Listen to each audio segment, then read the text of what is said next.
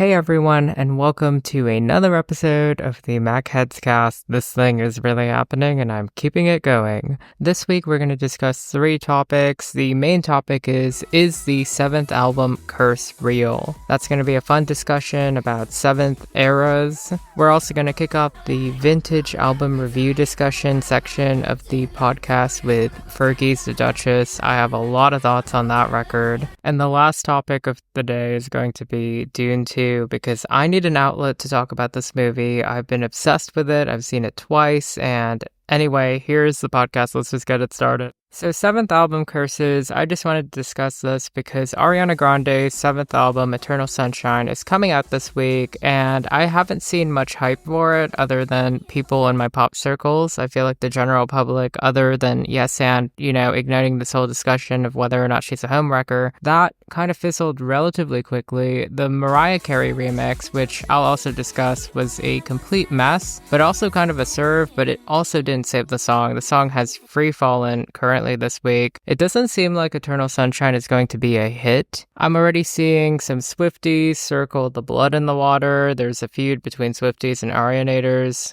Not all of them, but contingents of them really dislike each other, which has me thinking about the last 7th album that sort of underperformed, which I did an entire video about praising, Taylor Swift's Lover. But before I get into the parallels between the two of them, I do want to discuss Eternal Sunshine just a little bit more.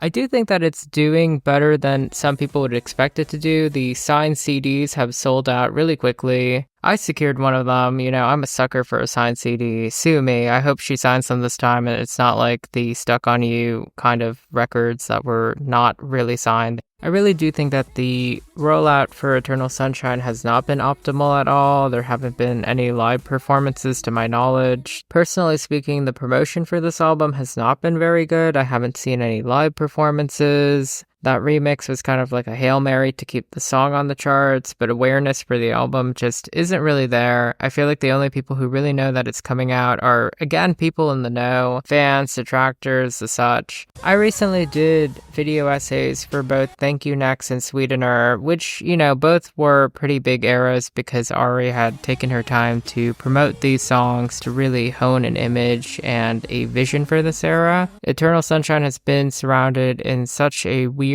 air of mystery. Very few people actually know what this album's going to sound like and whether or not Yes and is really the tone for the album. One thing about this era is that Aria's been gone for about 4 years, and Yes and wasn't really the comeback single she needed. I thought that it was a cute track. I actually really enjoyed it, and I have been listening to it over and over again. It is a fun little rotation track, but it is not a lead single material kind of song. Last week I discussed Dua Lipa's kind of flailing 2 singles. Yes and debuted at number 1, though she definitely needed to do a couple of remixes and promo to get to that spot, and the song has fallen very quickly off the charts. I was really surprised that she didn't go ahead and release a second single, though that could be because the album is only 13 tracks and she wanted to retain an air of mystery, and perhaps a new single would be dropped on release week along with the new music video. I'm hoping that it's True Story. I've heard a few of the leaks, and I do think that reading the lyrics and hearing parts of the song through snippet leaks, I do think that True Story is a more conventional kind of pop song, the kind of song that would probably be more relatable to the audience. I'm truly curious to see whether or not the controversy about the home wrecking rumors will actually affect sales. I do think that her being in a not so positive light might make this more or less kind of like a Reputation era. I have pretty tempered expectations as to how high the album will do. I don't think that it's going to break any records. I do think it's going to debut at number 1. It should. So far, though, I really don't know the coherent theme of the album aside from the allusion to the title, Eternal Sunshine. I really am curious to see how all of the record kind of comes together. It seems to be relatively short, which isn't unexpected because of the way that TikTok has changed the music landscape, even though there is a whole different landmine with UMG pulling their music off TikTok. I do think that's going to be another podcast topic for another time. Again, the Yes and remix did not do anything to extend the life of the song, mainly because I do think that the mixing was bad. Ariana did not seem to record any new vocals, and Mariah's vocals were kind of just pasted over to a point where it seemed like they were yelling at each other on the song rather than harmonizing, which is a total shame because Mariah and Ariana, like the DNA of Ariana's music clearly comes from Mariah, so the chance to really sing a song with your idol was passed upon and the moment was kind of cheapened. I really feel like it was a last minute move. It did not feel like something that was planned, and Ari and her team tend to be really planned with what they do. They feel very intentional at most times. I feel like that's why Sweetener and Thank You Next and Positions to an extent did relatively well because it seemed to be planned. The team knew what songs were going to hit. They knew who to get for the remixes, they had visuals, they had ideas. I still think that it's really premature to judge how this era is going to go, but like what I've seen so far and the lack of promotion and hype, I do think that the game at this point is longevity. And I'm curious to see how Ariana does that, which song she's going to pick. I feel like the album is going to actually be really good. I have high hopes for it, but at the same time, like I'm surprised that there hasn't been a really good market push. Could it be the label being cheap? Could it be her team not being confident in the vision? Or maybe they're just saving something up for the Wicked time period. I heard a rumor that there were 26 tracks recorded for this record, so who knows, maybe there might be a sort of Thank You Next response to this in the winter to time with that movie. But back to the curse element, I just wanted to talk about how Lover, in my video last month, everyone had been calling it a flop when it came out because of how high the standards were for Taylor. It's really interesting that most people would beg for that level of success. They'd beg for their 7th record to do that well commercially nowadays. One reason why I did feel like Lover's miss happened was because there was a sense of fatigue and a lack of urgency at the time of its release, but now that people have had time away from Lover, they've come to realize how key of a record it was for her development. Not to play comparison games, but I'm not sure Eternal Sunshine has that same level of urgency. Is it going to sound unique and different? Probably, but does it really establish the next era of Ariana Grande moving forward, or is she going to retreat to her old sound? That is what I'm curious about. But from what I've heard so far, and from Yes and, I do kind of like the dance direction that she's going in. But again, you know, the general public has such a fickle taste. Another 7th album from an artist that I absolutely adore that did underperform was Chemtrails Over the Country Club, though again, in my video essay for that, I will be plugging my video essays because I have recorded videos about some of these albums. That album was just not a revelation in the same way NFR was, as well as some of the backlash from Lana's social media snafus, which again, looking back, seemed to be like nothing burgers at this point. I mean, what she was saying was problematic to a degree, but like, given the state of the current world, you know, it's kind of crazy how bad things went from 2021 to 2024. Conversely, I did my own research into other 7th albums, and for other artists, it was actually a really strong point in their careers. Renaissance is technically Beyonce's 7th record, and it's all but considered one of her best, if not her best record to date. I truly think that Renaissance is proof that even on your 7th record, you can still, like, it's really the presentation of the era and how you make it seem like it's an important chapter. I think that's the trend amongst really successful 7th records. You've been in this industry for such a long time that you have to kind of remind people, like, okay, I'm the only person who can do this, or I'm going to shift my vision to that. Rihanna's Unapologetic was her 7th record, and it produced 2 very iconic smashes for her, Stay and Diamonds, which really marked a different set of tone for her kind of music. These 2 songs were pretty mid-tempo. They really focused on Rihanna's vocal qualities. They weren't necessarily dance songs. Ironically, that album went on to win Best Urban Contemporary at the Grammys. It was a big success. Like, I remember Unapologetic being big everywhere. Another 7th album that I know was a big hit was Rainbow by Mariah Carey. It was critically acclaimed. While it was her first record in years to not hit the #1 spot, it actually produced 2 #1 hits, including the iconic Heartbreaker. And the album itself actually had longevity. It went on to hitting triple platinum and kind of helping establish her in the adult contemporary space. Honestly, I might talk about Rainbow in my vintage album kind of review segments one of these days. Lovely record. Mariah has a really good discography. And of course, I cannot end this segment without praising Ray of Light, Madonna's magnum opus, which took home a bunch of Grammys. Should have won Album of the Year, in my opinion. It produced hits like Frozen and the title track, which charted really high.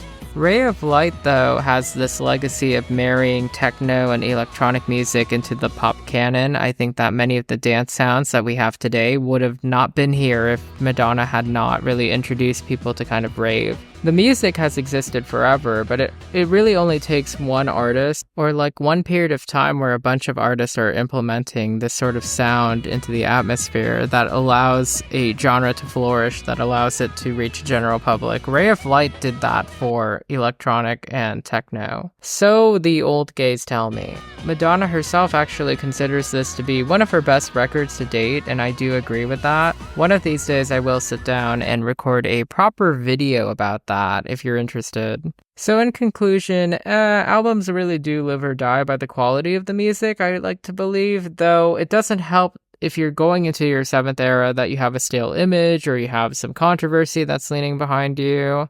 I'm actually rooting for Eternal Sunshine. I have pre-ordered the CD. I'm excited for it. I liked Yes and. I made a video about it. I'm making a video review about the album, which will be out as soon as possible. But is the seventh album curse real? I don't really think so. I don't think album curses are real. I think that it's coincidental that many artists do hit the same road bumps at the same time. The real reason why I love pop music is because it's an exploration of the archetypical. I believe that there are tropes and patterns that every artist falls into, and how they do these tropes and these periods of times really differentiate themselves from each other. It differentiates legends from like one-hit wonders and etc. But everybody has something cool to contribute.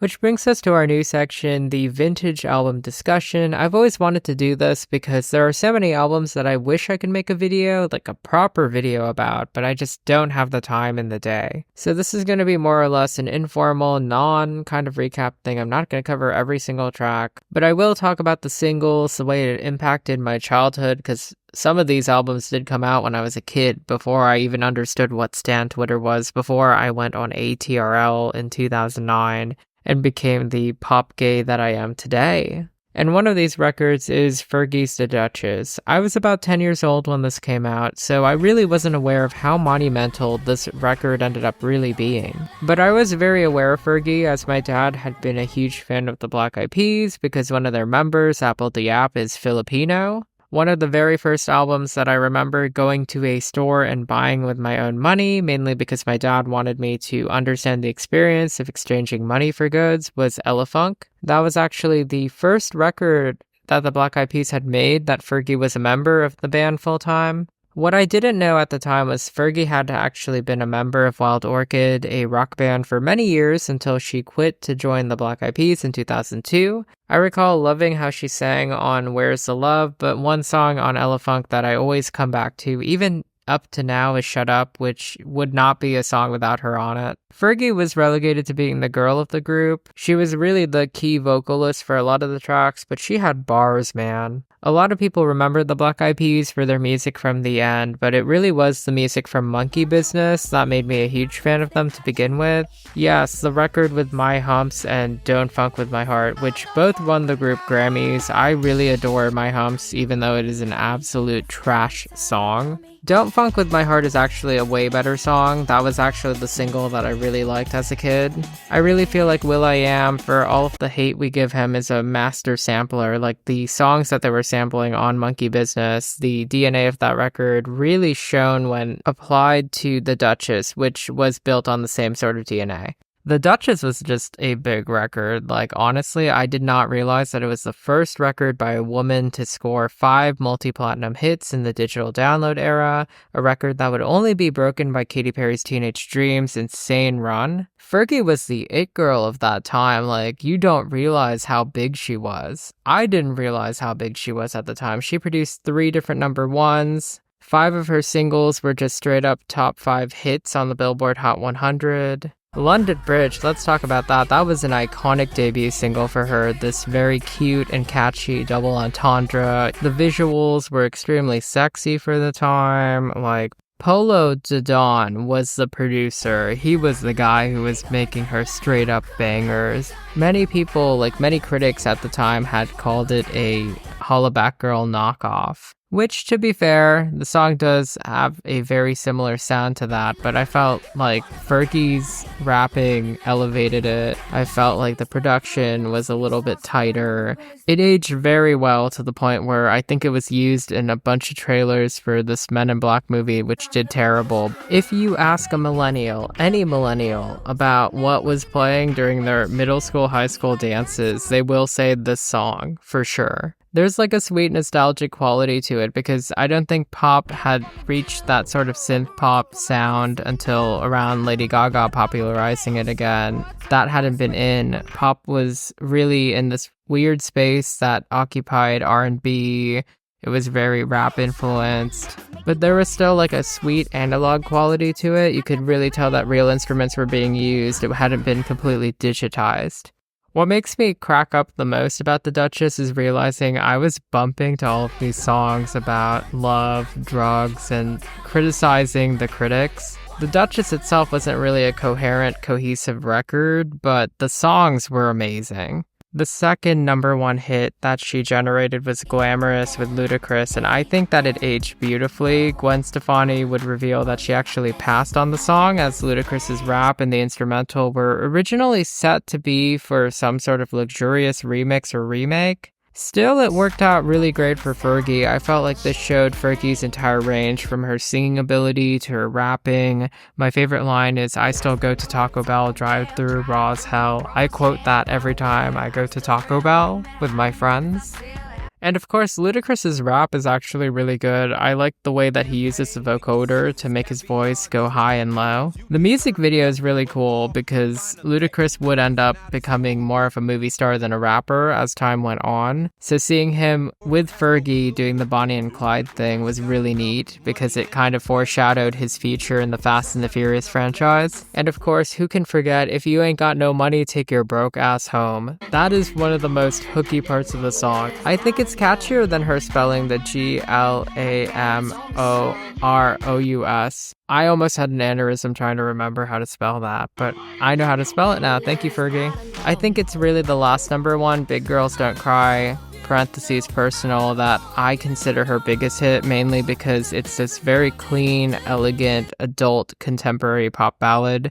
It's the kind of song that you could play poolside. It's the kind of song that you can play at any given moment. I was really shocked to find out that it had been produced by Will.i.am, who is really known for his bombastic production. So this one being a really neat song about moving on from a breakup, coming from him, coming from a very earnest place. I thought that it was a perfect palate cleanser. Up until that point, she had these songs about going hard and partying, and this was like a nice kind of way to remind us that she is actually a very gifted vocalist, that her voice has this warm, tender quality to it. The song is very archetypical in the sense that we really don't get much information. It's really the emotion. It's not really the songwriting that carries it. Still, that line that really sticks out for me is, "And I'm gonna miss you like a child misses their blanket, but I gotta get a move on with my life." It's very clunky when you say it out loud, but when you sing it, it goes, "And I'm gonna miss you like a child misses their blanket, but I gotta get a move on with my life."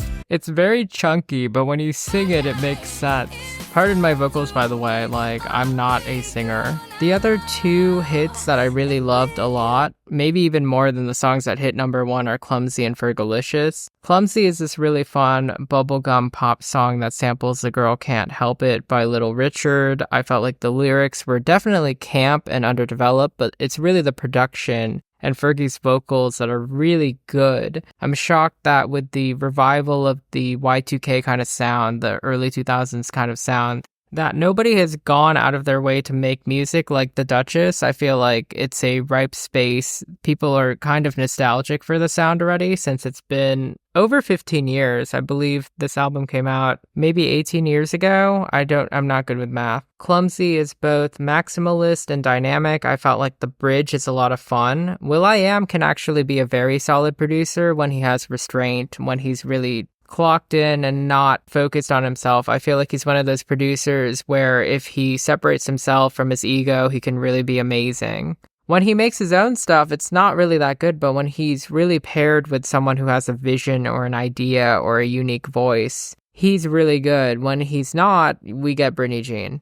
No shade at Britney because most of that album was sung by her voice double. Fergalicious, of course, is an iconic banger, from its Willy Wonka theme music video to the 3 different hooks built into the fabric of the song.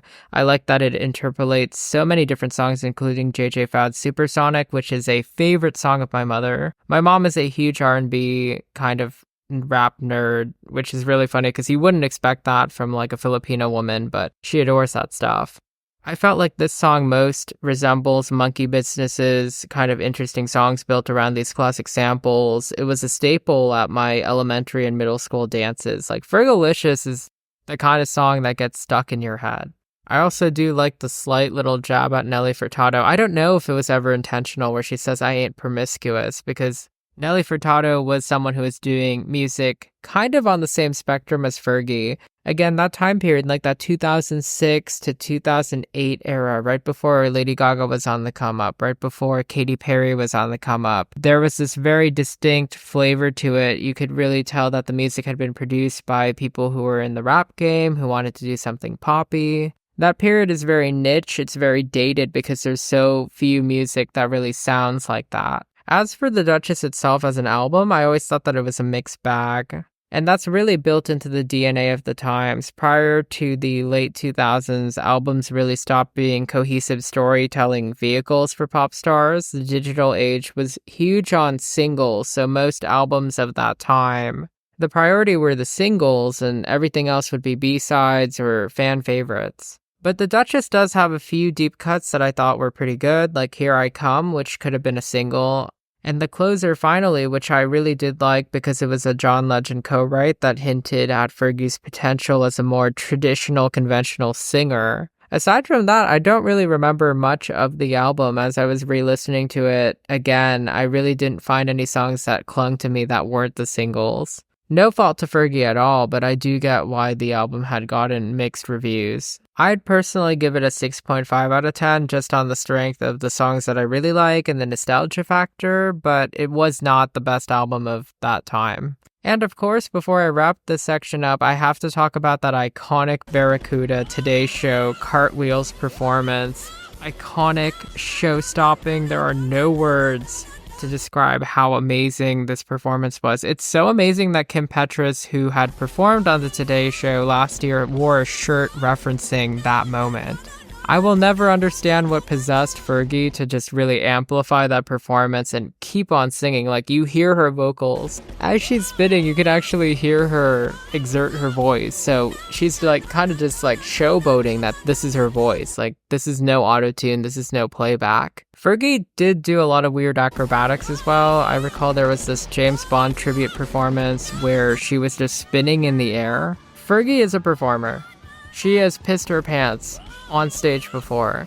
She is a queen. She is a legend. She's very dedicated to the craft, and it's kind of hard to find pop stars who are like that. She always had this intense energy that I really liked about her. One thing I do want to bring up is that Will.i.am really screwed her over when he chose to reunite the Ps for their iconic The End and Beginning eras, which both yielded very big hits for the entire group, but made Fergie's return way too late to capitalize on. Honestly, like, the success of the Ps at that time period, Boom Boom Pow, I Got a Feeling, I'm a Bee, all those songs which we both love and hate because they were overplayed so much. In retrospect, I feel like a lot of their success was piggybacked off the fact that Fergie had been this mega superstar.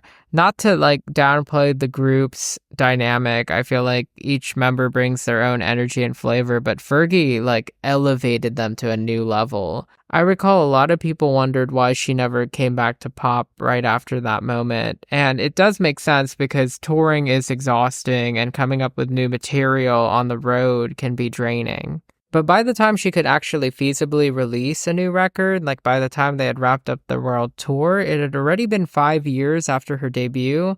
And by the time that she actually did manage to get an album together, which took a very long time, I think the rollout started as early as 2013. For Double Dutchess, which dropped in 2017, it had been 11 years and one disastrous national anthem performance too late for her to really come back with a resurgence. Still, I would like Fergie to attempt a third album. I feel like she isn't really done. I think she's a really good vocalist. I don't think that she'll ever be as big as she was in 2006, but who knows? Who knows? You know, Avril Lavigne is still dropping some pretty hot bangers. The closest thing to a smash that she's had so far recently was featuring on Jack Harlow's First Class, which made me realize I was indeed old.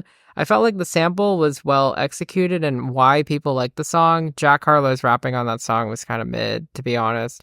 I feel like Harlow is not really that good of a rapper, but he knows how to sample. He knows how to pick which songs to base a hook around. Which is really ironic because I feel like the P's really popularized the whole sampling thing. I know sampling has happened from the beginning of music, but there was this visceral kind of shameless energy that the Black Eyed Peas had, that I guess Will.i.am had in general, of taking classic songs and remixing them into something new. The way that the Black Eyed Peas had sampled is not the way that someone like Ava Max or like someone on TikTok nowadays samples music, where they just reuse the same melody and the same hook.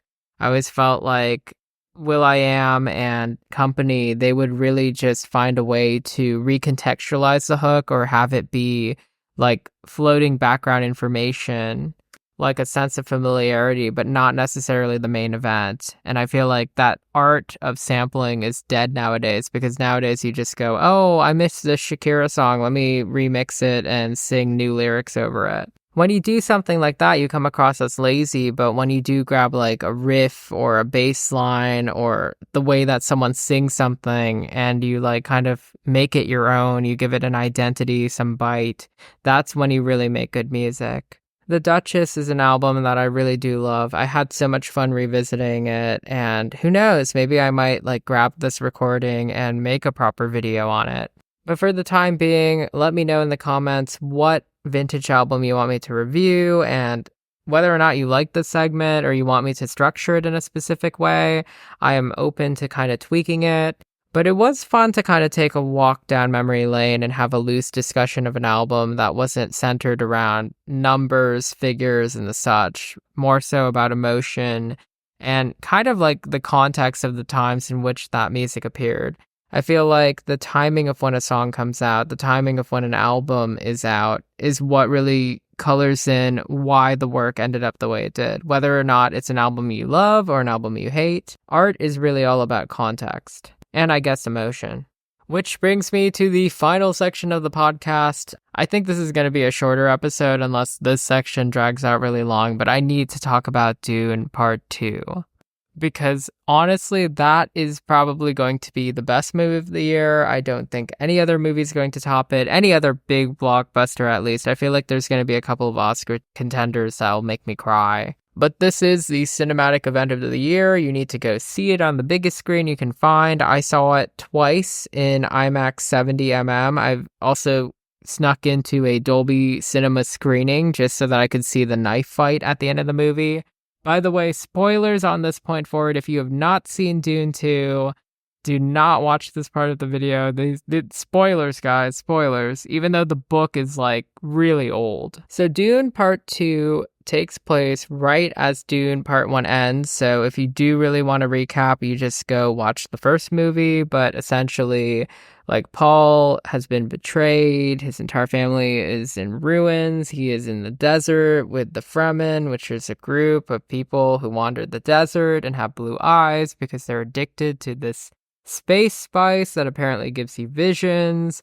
Just bear with me. Timothée Chalamet plays Paul with such conviction in this. I feel like this version of Paul is the kind of idea of Anakin Skywalker that George Lucas had when he was writing the Star Wars prequels, which honestly, I'm starting to realize that Star Wars in its own way, even though it's not a complete ripoff of Dune, it does take a lot of the elements, the archetypes of it. It's like a happy AU of the Dune universe. Dune is a bleak series, guys. Like, it is about the machinations of destiny, the faultiness of religion, and just ultimately how dangerous it is for there to be a messiah figure. But I digress. Anyway, so Paul learns how to be a Fremen, but at the same time, his mom, Lady Jessica, who honestly served, played by Rebecca Ferguson, one of the greatest actresses of our time, she ends up drinking this worm juice while she's pregnant with Anya Taylor-Joy. Bear with me again. She drinks this juice and she basically dies and gains all of the memories of like all the previous Reverend Mothers as well as like her entire family from now to the future.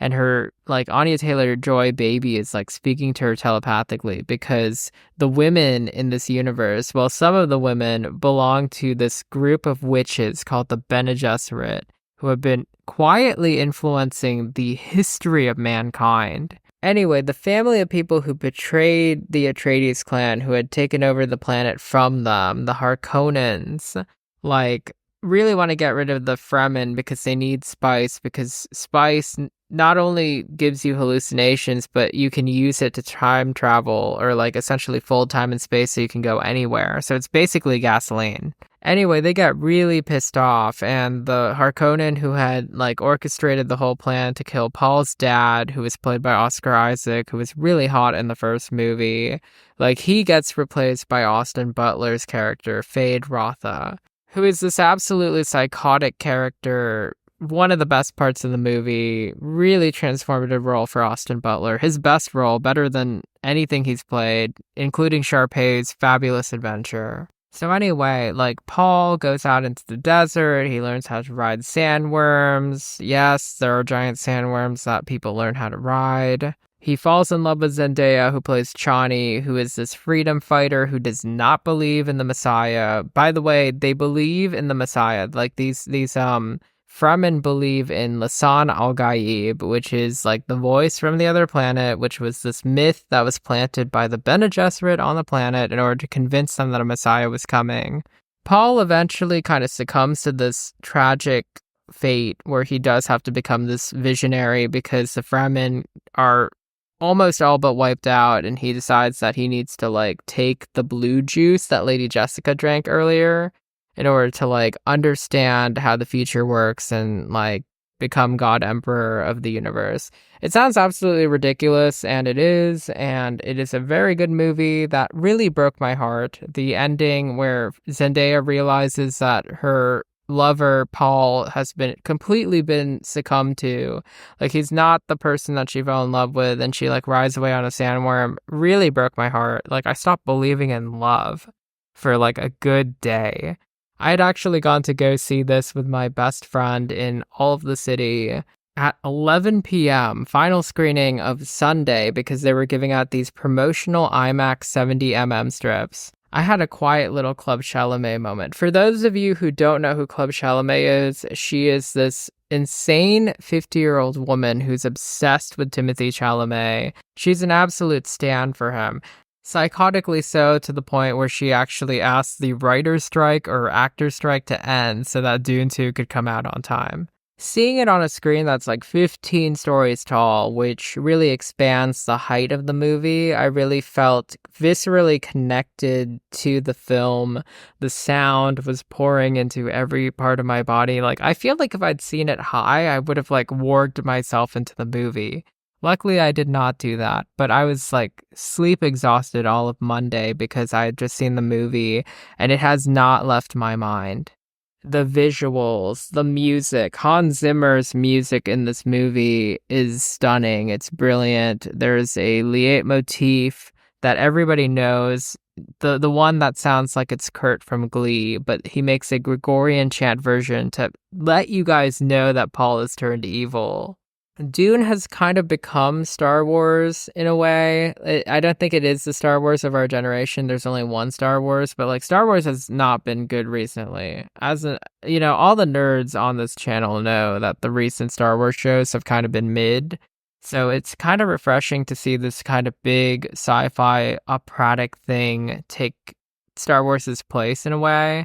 But guys, if they do make a Dune Part 3, you guys need to realize that it is not going to be, like, normal. It's going to be weird. Like, Paul's younger sibling, who's a baby in this, but grows up to be Anya Taylor-Joy, she gets possessed by the spirit of, like, Stellan Skarsgård's character, who, like, dies in this movie.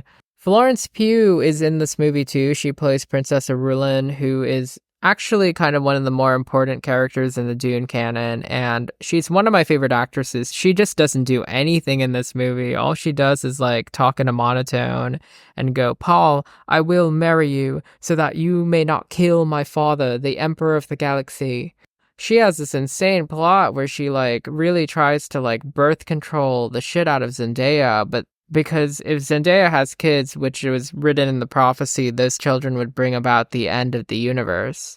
She doesn't know that. She just wants to do it to be petty. But like, ironically, Paul is okay with it because the minute Chani has those kids, she's dead. Like, she will be returned into whatever their version of heaven is.